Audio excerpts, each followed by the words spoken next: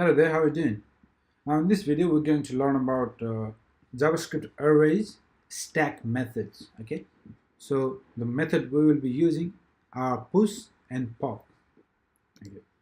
So stack method, also known as last in first out. The reason is push method accepts any number of arguments. You can supply as many as you want, and those arguments will be added to the end of the array. Okay, not in the beginning, at the end, which is obvious behavior. And then pop, on the other hand, what it does, it removes the last item in the array. Okay, so let's see in action. It can get a bit confused. Variable colors equals to, let's create an empty array first. Okay, and console log colors. Okay, of course there is nothing there, it's an empty array. So what we can do is we can push some items. Let's push some colors. Okay, so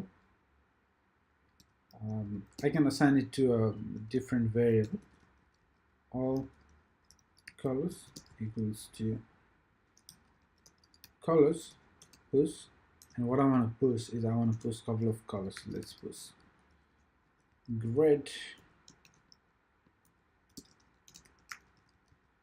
green, indigo. So I have an empty array of colors, and then I'm pushing the colors. Okay, so let's see what happens.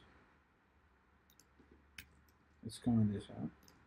Refresh, empty array, save, refresh, red, green, and indigo. So we got the array. We pushed. It's not necessary, by the way. Variable, we can push straight away. It's same thing. Okay, so that's how you use push. It's pretty straightforward, and you use this method quite a lot in JavaScript because it's really easy as well. So that's great. Now pop. So what is pop is, for example, let's say you want to remove this item, the last item in the array. Okay, you want to remove, however you want to retrieve. Once it is removed, you want to store it in a variable, so that you can maybe say to the user that, okay, it has been removed, or certain, the use cases are just infinite. So what we can do is, let's create another variable and let's call it removed item. And then what we do is we go to the colors array.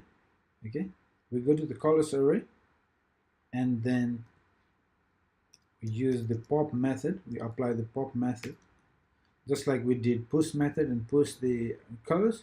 Now this time I want to pop out,